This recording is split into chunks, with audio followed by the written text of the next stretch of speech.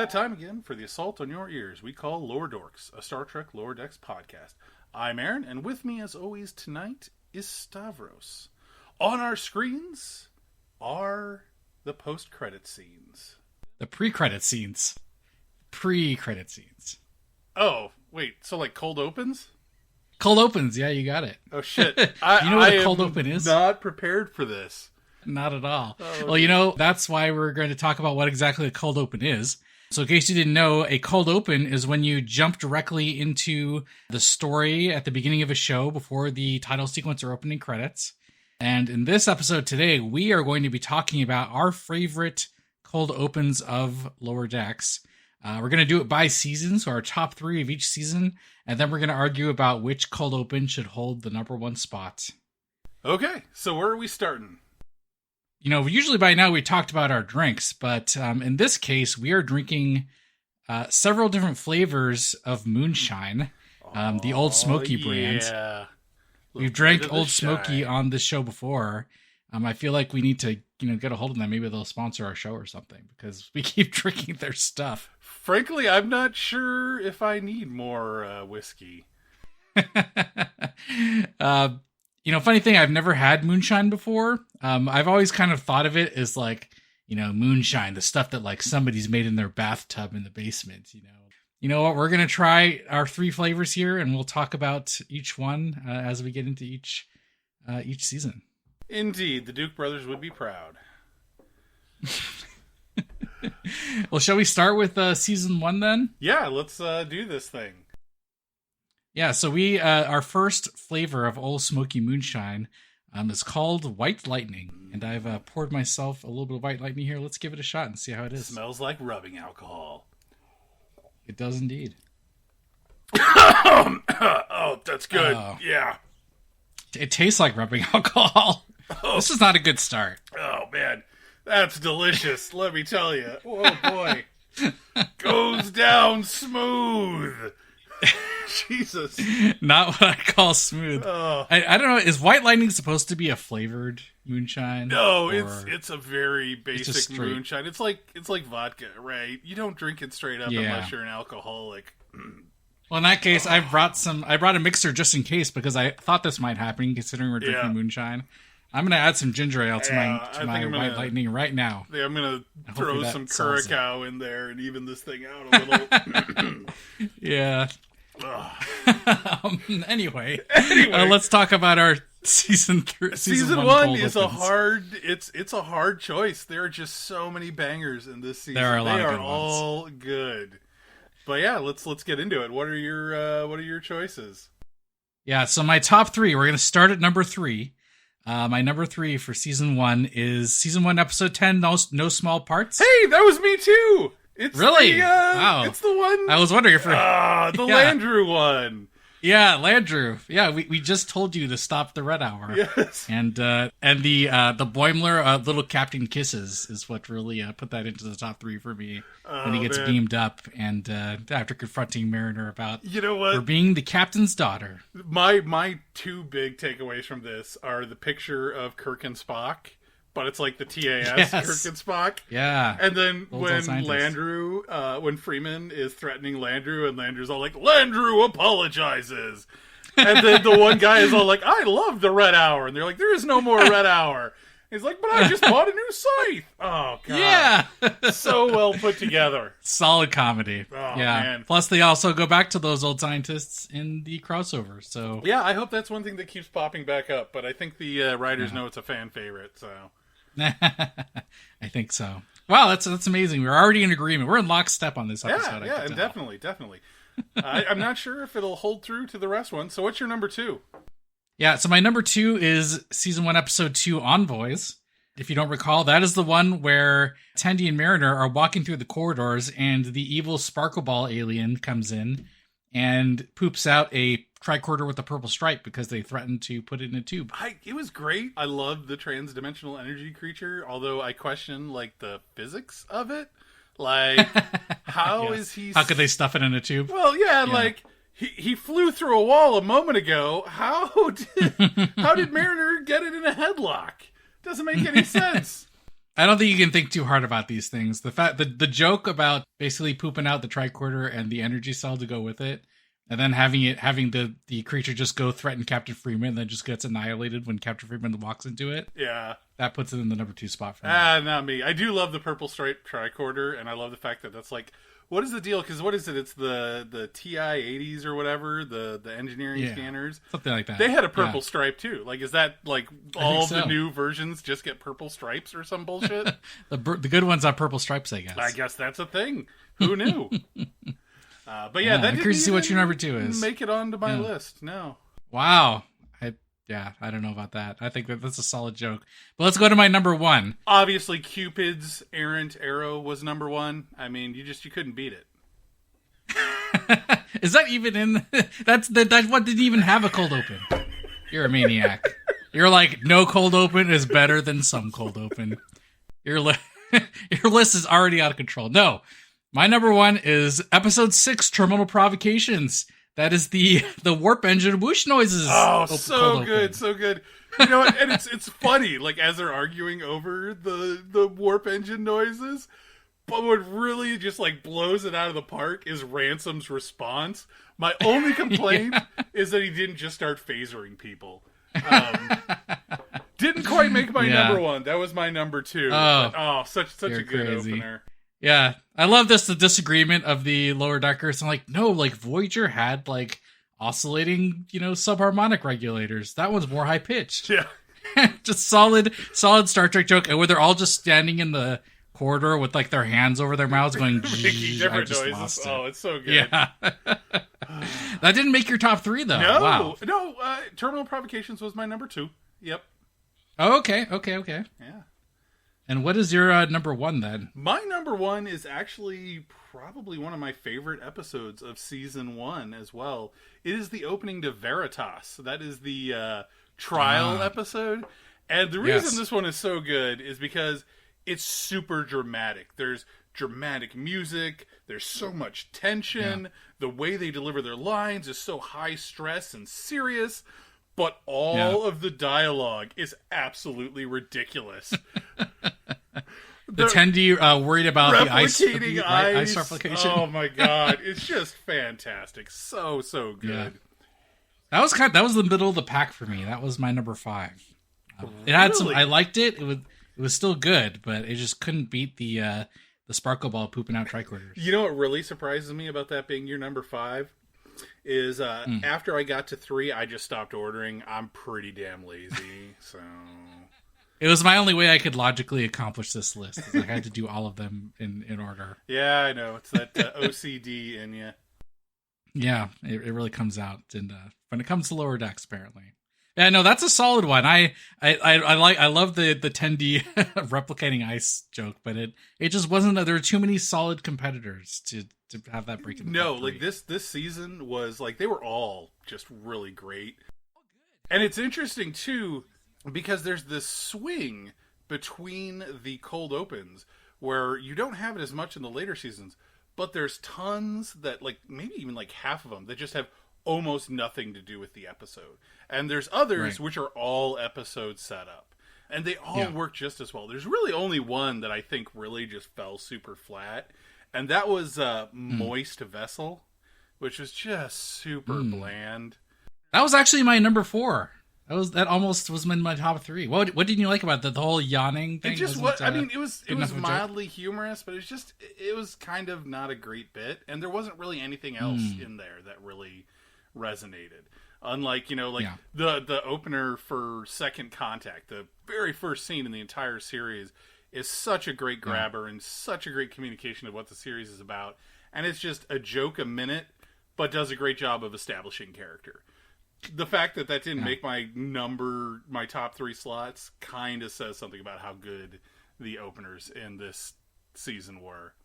It's funny you mentioned Second Contact. I actually ranked that one dead last. What? And yeah, I know. I'm actually salty at that cold open. And the reason why is because the dialogue is too fast. I feel like it puts the series up on the wrong foot. It's so funny. I have this whole big thing written in here from my notes of watching this. Yeah. And literally the last line is, but it has that season 1 problem of the dialogue being way too fast. Yeah. Like, imagine I realize it's trying to set up the comedy of the show, but I know other fans that like started off watching Lower Decks, and that's the first scene, and it's just like it's slapstick because Mariner's trashed, but and the dialogue is so fast. I feel like it like instantly turns people off when the show did not deserve to get treated like that. And I think it's mostly this cold open's fault. As you can tell, I'm really salty. Yeah, very salty.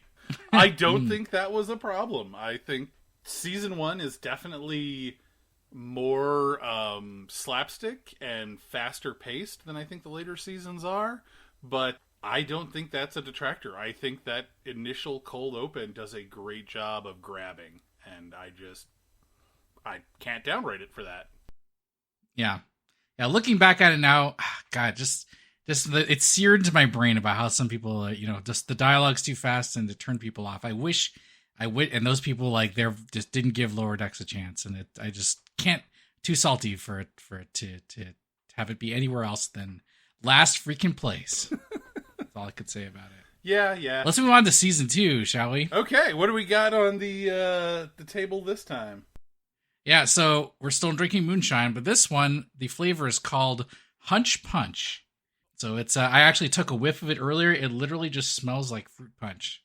Let's give this a try. Hey, it's actually smoother. Yeah, much smoother. Whoa. Very punchy, too. You know what? I think it's still like the same alcohol percentage, too. It's still 40% alcohol. Yeah, but it has other flavors that kind of tone down the just pure rubbing alcohol booziness sense you get from it. Yeah. Yeah, definitely would be a great mixer. Pretty much anything fruity, I think, would fit well with these two drinks. But, yeah. I think we're moving in the right direction here, flavor-wise. That's for sure. I think so. And, going back to the White Lightning, I actually mixed ginger ale with it, and whoa, that improved it. Yeah. I mean, took the edge off and makes it much more drinkable. Well, I apparently poured too much White Lightning, so I wasn't able to finish it all during our first segment. No. So now I've poured it into my Hunch Punch, and I'm doing Hunch Punch White Lightning. Surprisingly, didn't change the flavor of the Hunch Punch at all. Interesting. Yeah, missing out. I mean, it just tastes like a little tangy fruit punch. Yep. So, okay. If you want to get trash up moonshine, this is the way to go, I guess. Okay, season 2. Season 2. So, my number 3 is episode 1, Strange Energies. This is the one that starts off with Mariner in her holographic combination therapy / aerobics program. Yep. Where she's breaking out of the Cardassian camp and is salty at Boimler, kind of goes off on him for the real Boimler leaving. And that's the one where Jen kind of walks in and goes like, excuse me, what are you doing? Yes. And, she's all pissed off at her. And then, of course, who can forget the line at the end of the cold open that it's leg day. I love the delivery of it. It's so serious and so dramatic. It's leg day. Like, so good. I mean, it's just so good. This definitely made it on my list, but I actually ranked it number 1 because it carries so much in this cold open. And I'm going to sound like, an overbearing, smarter than thou jackass here as I get into this. That's not right. Quiet, Stavros.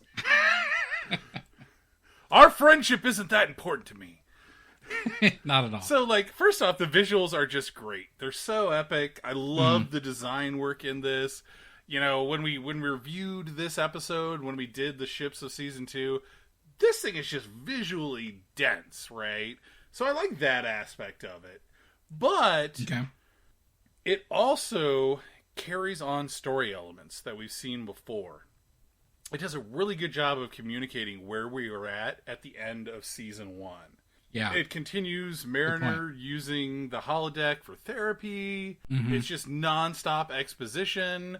Hollow Boimler explains why their relationship is on the rocks and why he's not there in the beginning. Right. It's just nonstop. And it deals with her and her relationship with her mother and explains what's going on. And then the ending with Jen is just fantastic. So good. that just ridiculous interaction. And it's kind of really the first... Well, no, I think we've actually seen something more of this. But it's the beginning of the Jen-Mariner relationship, Whereas, Right. the last time we saw this, Mariner didn't really show interest in Jen, just had strong feelings about her, but they were negative. Whereas this, they're kind of peppered with mild attraction. Right. That's my number one for this season, but, Yeah. Wow. I don't know about it being number one. I think it's a solid number 3. Oh, man. Definitely wrong. Yeah, anyway. well, some people just don't have taste. What can you say? There's no accounting for the lack of taste. You're right. Let's go to my number 2. My number 2 is episode 3 will always have Tom Paris. In that cold open, Boimler's back. He's trying to get the replicator to give him any food, and the replicator doesn't recognize him. But the real comedy gold of this cold open is Rutherford seeing Shax. He's back. No one knows why. Mariner's fine with it. Rutherford is super freaked out. Shax orders spicy kiwi ketchup on his hot dog, which is complete nonsense. That sounds awful. I am really with bad. Mariner on this one. Why mess with ketchup? Oh, but I really loved the Rutherford. I mean, Rutherford's my boy, as I keep saying, and have him so freaked out about something that's just so normal is really what sold that one. Oh yeah. So did that make your top 3? Done.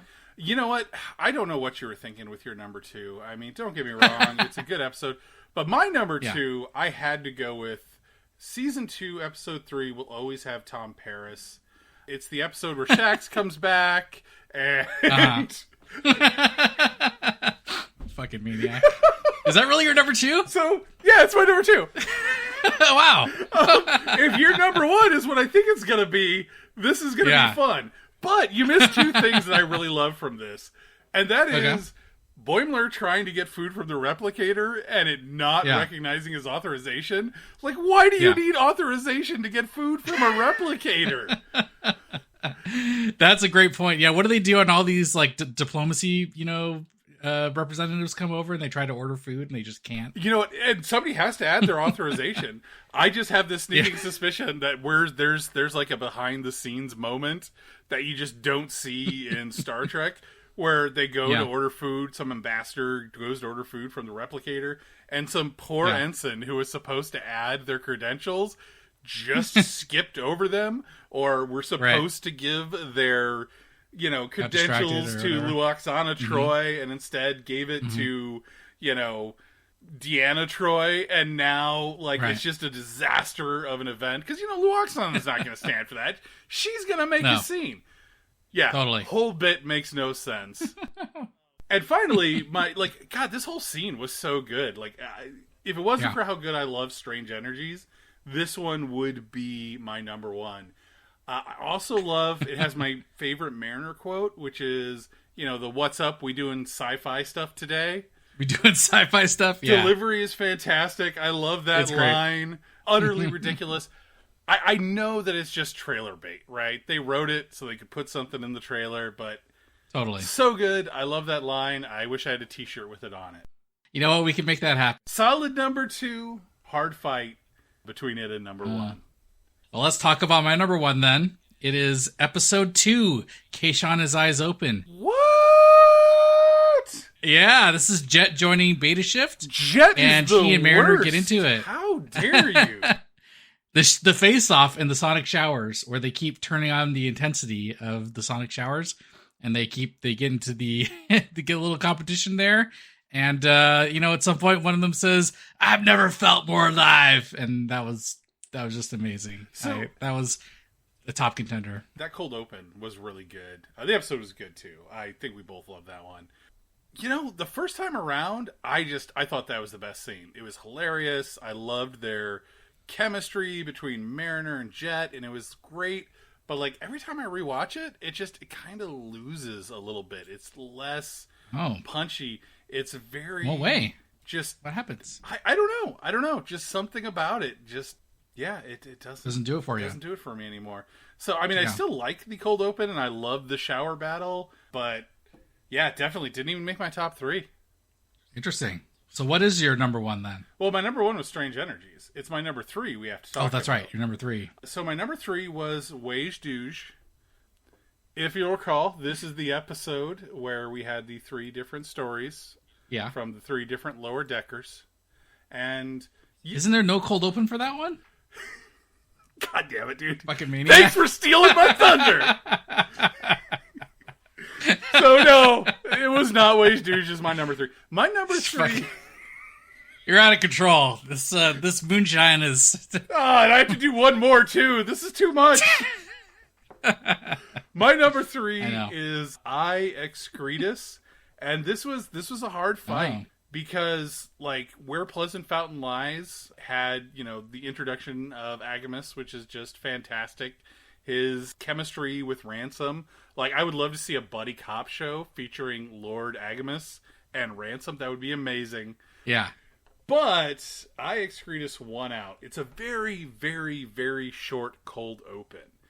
But it does 3 things that I absolutely love. I love that they mentioned that there's another ship caught in a time anomaly, and they get a distress call. And then they get a distress call. And then they get a distress call. It's just so hilarious. The whole time loop bit is just good.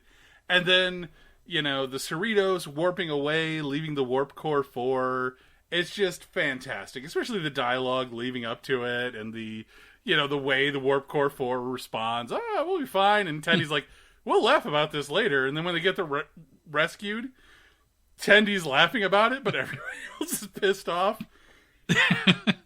It's just good. Yeah, that's really solid. That's actually my number 4 entry, so it almost broke the top 3 for me. Yeah. I totally understand that. Yeah, it's a solid one for sure.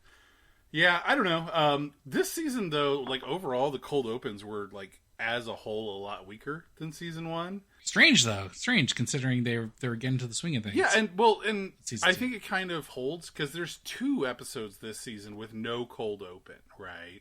Right. And I think they're less focused on the cold opens. They've kind of established themselves as a series. So that's the other thing. There's much, much fewer cold opens that have nothing to do with the episode, right? And I think they've hit their footing. They've established their characters. They've drawn in their audience. So they can just rely on making good episodes, right? Yeah. And I don't know. Sometimes I feel like cold opens that have nothing to do with the episode, outside of the premiere, of course. Sometimes I feel like those are like just fillers, but I never really know. Yeah. I don't work in, I don't know. Was that We don't know how it actually works. I don't know how these things get made. Cold opener. I don't know how the sausage gets made. I just know it's delicious, and I know there's animal intestines involved, and I try not to think about that. Delicious intestines. I want to talk about some in the same. I'm not as salty at any of these that I am about season 1, episode 1. But there are some that are kind of weird and don't work. Man, why? It's a good cold open. No, it's it's better than the Keishan his eyes open. You're a maniac if you don't appreciate a solid sonic shower. It's a good bit, but it's not a great bit. Yeah.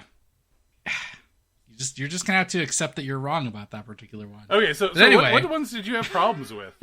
Yeah, so there are the 2 of my least favorite ones here. That's Mugato Gumato. That's the one where Tendi and is it Boimler and Rutherford go into an Anbu-Jitsu battle with Mariner. Yeah. And they're all like, and they think that they're going to do well because they've been practicing without her knowledge.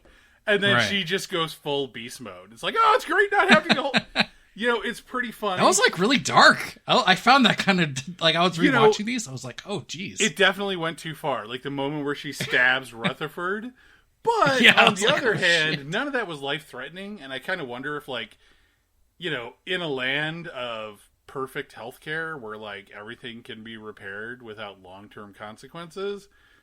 Right. Maybe that's not as big of a deal. It's fine. But overall, like that was definitely still down there. Too much. Right? If it wasn't for like the Shax moment where he walks in and Boimler and Rutherford are like, help me, calling for help. He's like, oh, sorry, I know I'm early. You just do your thing. I'll be over here.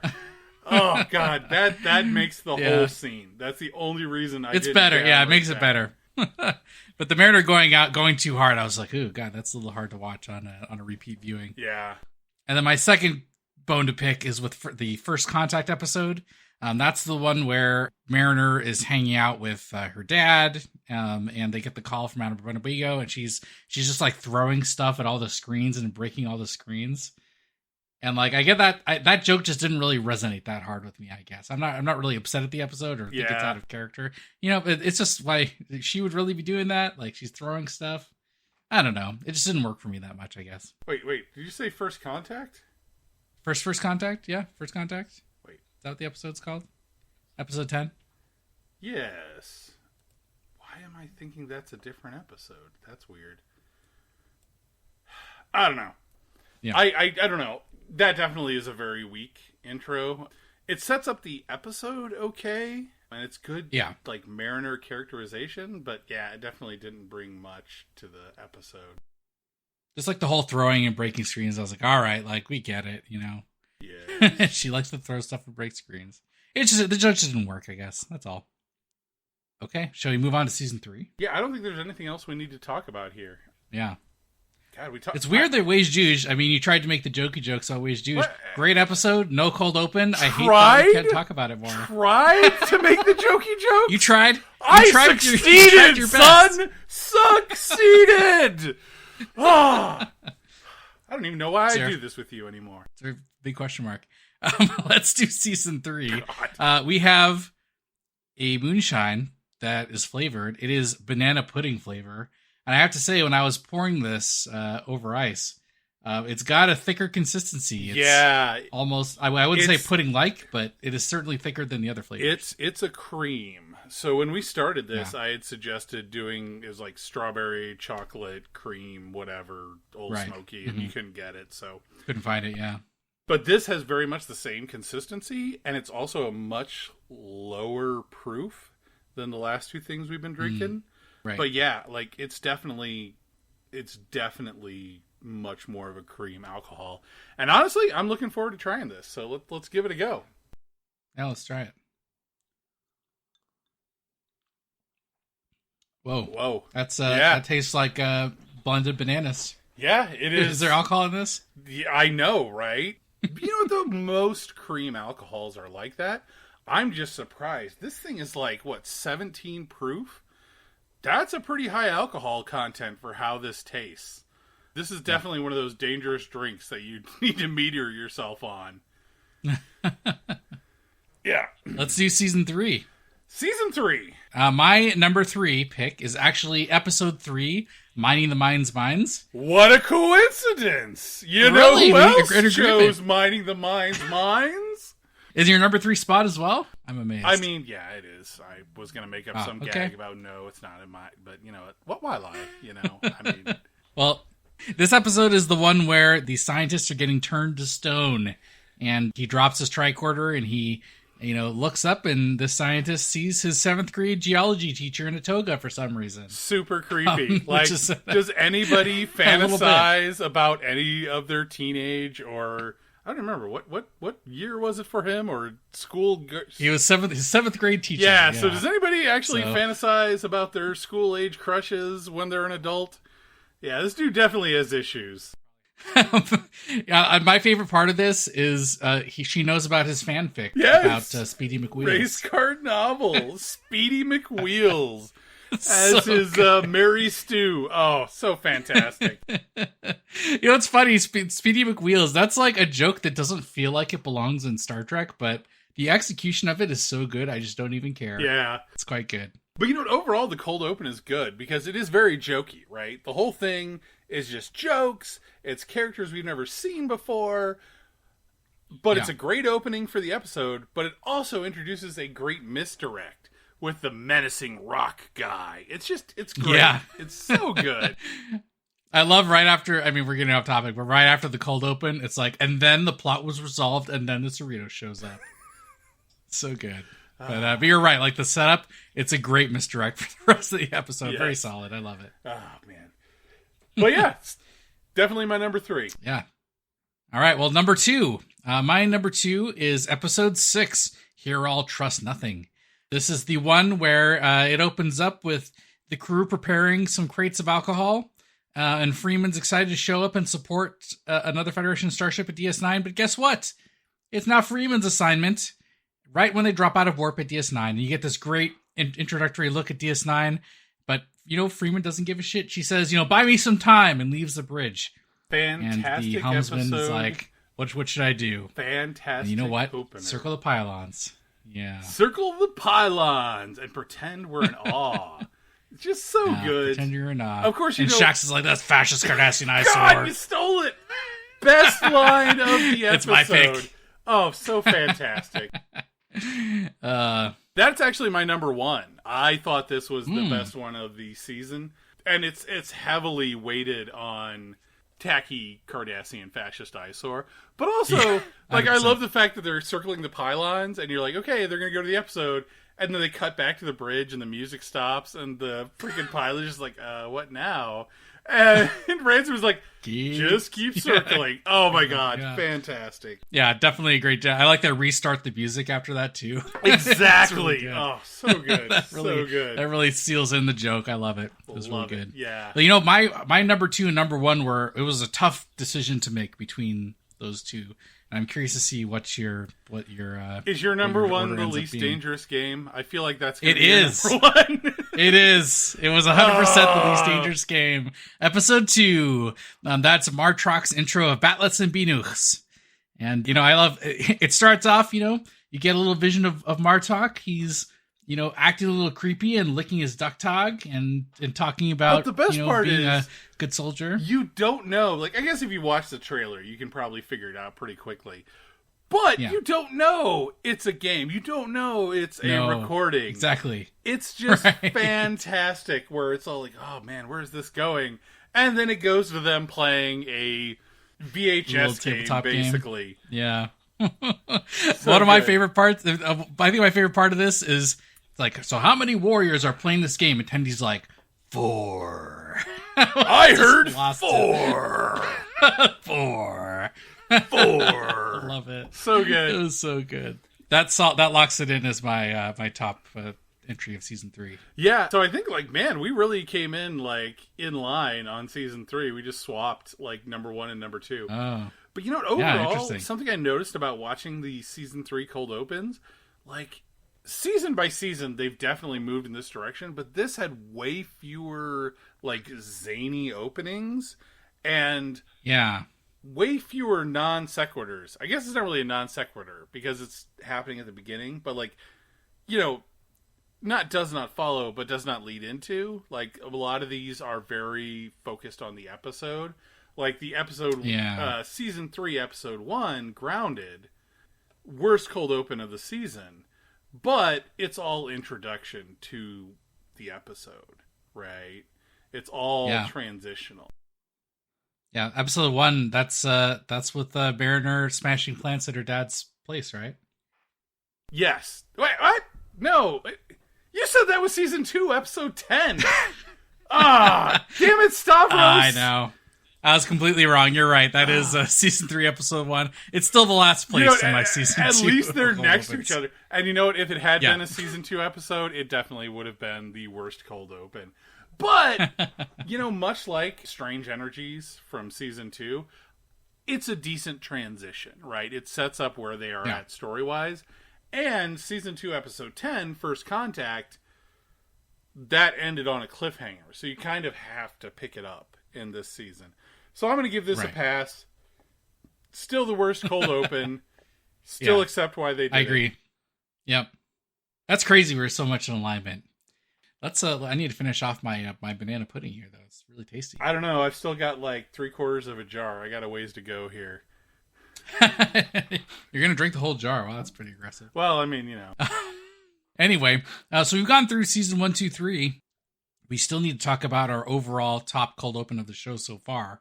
Let's recap what our top 3 picks are, because I hope your top pick is one of those top 3 for season 1, 2. God, this is a hard choice.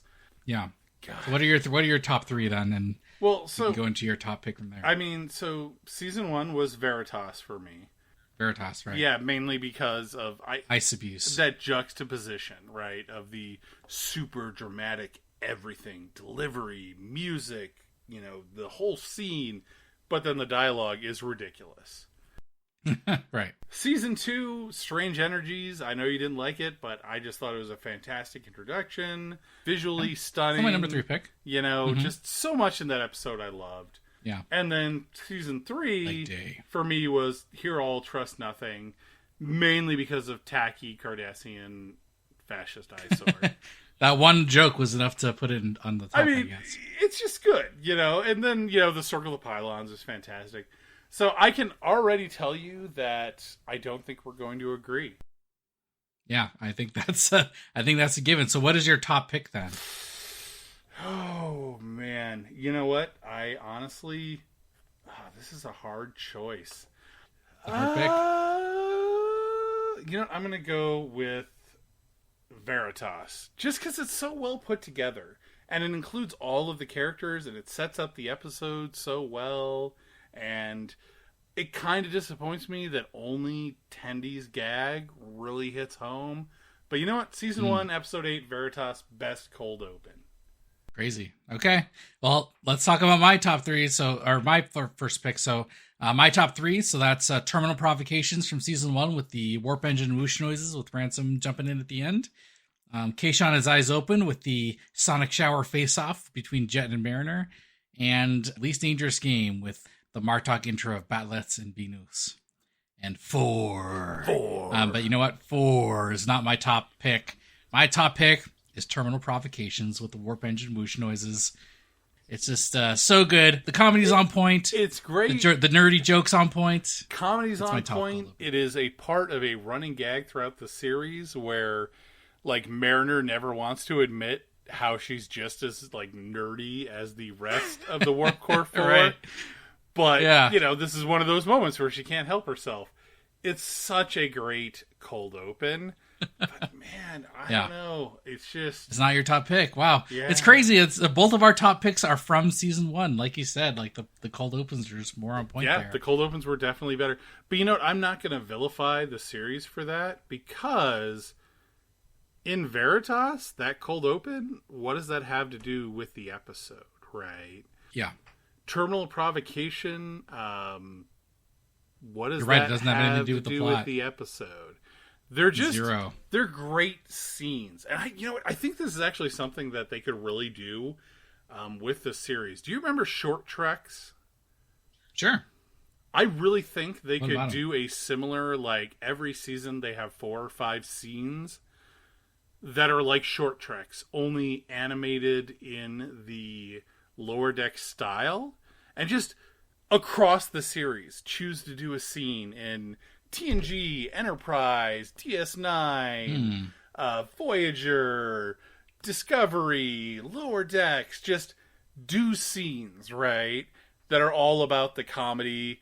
And I think they could really create a fantastic, not even a series, but just an advertisement for Star Trek as a brand.